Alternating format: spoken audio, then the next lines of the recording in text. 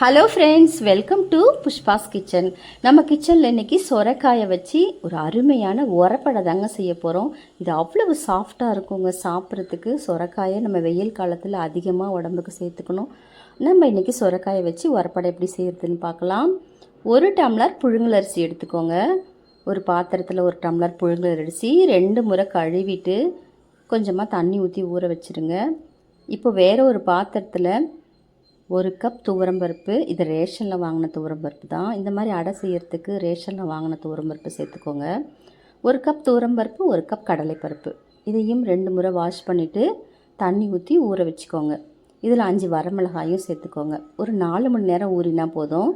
இப்போ 4 மணி நேரம் ஆயிடுச்சு. ஒரு மிக்ஸி ஜார் எடுத்துக்கோங்க. அதில் 1/2 டீஸ்பூன் பெருஞ்சீரகம், ஊற வச்ச காஞ்ச மிளகா, ஒரு 5-6 பல் பூண்டு. இதை இந்த அளவுக்கு குறைன்னு அரைச்சிக்கோங்க.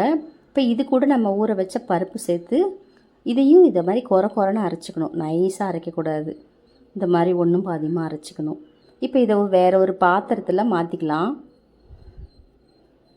இந்த பாத்திரத்தில் மாற்றிட்டு மீதம் இருக்கிற பருப்பையும் நம்ம இந்த மாதிரி குறைன்னு அரைச்சிக்கலாம். ரொம்ப குறைன்னு அரைக்க வேண்டாம். ஒரு 3/4 வாசி உடஞ்ச மாதிரி இருக்கணும், 3/4 வாசி அரைஞ்ச மாதிரி இருக்கணும். இப்போது அரிசி அரைச்சிக்கலாம். அரிசி நல்லா நைஸாகவே அரைச்சிக்கோங்க. அரைச்சிட்டு எல்லாத்தையும் சேர்த்துட்டு இப்போ மிக்ஸி ஜார்லேயும் கொஞ்சம் தண்ணி ஊற்றிக்கோங்க. நிறையா தண்ணி ஊற்றிடாதீங்க. நம்ம லாஸ்ட்டாக தண்ணி பத்தலைன்னா நம்ம கொஞ்சமாக ஊற்றிக்கலாம். இப்போ இந்த தண்ணி போதும். இப்போ நல்லா ஒரு முறை கலந்து விடுங்க. இந்த அடை ரொம்ப நல்லாயிருக்கும் சாப்பிட்றதுக்கு. நல்லா கலந்து விடுங்க.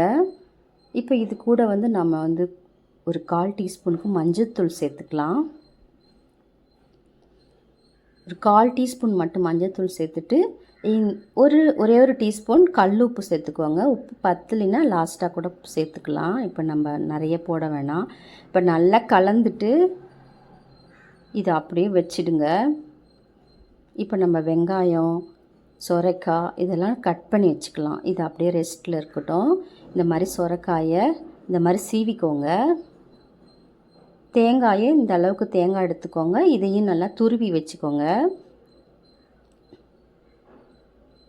இப்போ கடாயில் கொஞ்சமாக ஸ்டவ் ஆன் பண்ணிவிட்டு கடாயில் கொஞ்சமாக எண்ணெய் ஊற்றிக்கிட்டு இதில் கடுகு, உளுத்தம்பருப்பு, சீரகம் கொஞ்சமாக சேர்த்துக்கோங்க. இப்போ நறுக்கின வெங்காயம், இது சின்ன வெங்காயம் போட்டிங்கன்னா ரொம்ப நல்லாயிருக்கும். நல்லா வதக்கி விடுங்க. இதில் கொஞ்சமாக கருவேப்பிலை சேர்த்துக்கோங்க. நல்லா வதக்கி விடுங்க. இப்போ சொரைக்காயை சேர்த்துட்டு ரொம்ப நேரம் வதக்க வேணாம். சும்மா 2 பெரட்டிட்டு கொத்தமல்லி இலையும் சேர்த்துடுங்க. கொத்தமல்லி இலையும் நம்ம ரொம்ப நேரத்துக்கு வதக்க தேவையில்லை. லைட்டாக அப்படி பெரட்டிட்டு இப்போ நம்ம தேங்காய் துருவலை அதிலே இந்த வாணல்லே போட்டு அப்படியே பெரட்டி எடுத்துக்கலாம். தீயும் நல்லா அப்படி பெரட்டி எடுத்துக்கோங்க. இப்போ இது எல்லாத்தையுமே நல்லா கலந்து விட்டுடுங்க. எல்லாத்தையும் நல்லா ஒரு கலந்து வதக்கிட்டு இது நல்லா கம்ப்ளீட்டாக ஆற விட்டுடுங்க. ஆற வச்சு தான் நம்ம மாவில் சேர்க்கணும். இப்போ நல்லா கலக்கியாச்சு. இப்போ ஸ்டவ் ஆஃப் பண்ணிவிட்டு இது நல்லா ஆறட்டும். இப்போ இது நல்லா ஆறிடுச்சு. இப்போ இது நம்ம இந்த மாவில் சேர்த்துக்கலாம் எல்லாத்தையுமே. இப்போ இந்த வெங்காயம், சொரைக்காய், கொத்தமல்லி இதெல்லாம் மாவில் சேர்த்துட்டு நல்லா கலந்து விடுங்க. இப்போ தண்ணி கொஞ்சமாக ஊற்றிக்கோங்க. பார்த்துட்டு ஊற்றிக்கோங்க தண்ணி. நல்லா கலந்து விட்டுட்டு உப்புலாம் இருக்குதான்னு செக் பண்ணிவிட்டு உப்பு பத்தலைன்னா உப்பு போட்டுக்கோங்க. நல்லா கலந்து விட்டுடுங்க. இப்போ நம்ம இதுக்கு ஒரு சட்னி அரைக்கலாம்.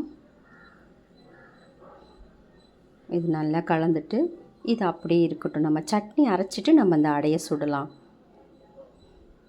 இது அப்படியே மூடி வச்சுடுங்க. ஒரு 5 நிமிஷம் தான் இந்த சட்னி அரைக்கிறதுக்கு ஆகும். இப்போ ஒரு மிக்ஸி ஜார் எடுத்துக்கோங்க. பாதி பல்லாரி வெங்காயம், ஒரே ஒரு துண்டு இஞ்சி, 2 பச்சை மிளகா, 3 தக்காளி பழம், கொஞ்சமாக கொத்தமல்லி இலை, அப்படி ஃப்ரெஷ்ஷாக. இந்த சட்னி வதக்க வேணாம். அப்படியே பச்சையாக அரைச்சி தாளித்து சாப்பிடணும். சூப்பராக இருக்கும்.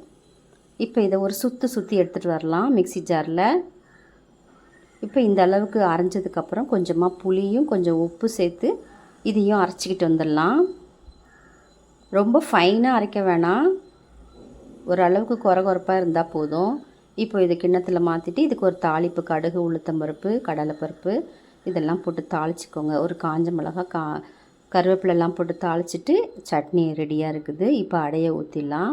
இப்போ ஸ்டவ் ஆன் பண்ணிவிட்டு தோசைக்கல்லை வச்சு நல்லா ஹீட் பண்ணானையும் நல்லா எண்ணெய் ஊற்றிடுங்க. எண்ணெய் ஊற்றிட்டு இப்போ அடை மாவு இப்படி இருக்குது பார்த்தீங்களா? இப்போ அடை சுட ஆரம்பிச்சிடலாம். இப்போ நான் 2 கரண்டி மாவு எடுத்து கொஞ்சம் திக்காக ஊற்றுறேன். நல்லா திக்காக ஊற்றிட்டு நல்லா சுற்றி எண்ணெய் ஊற்றி விடுங்க.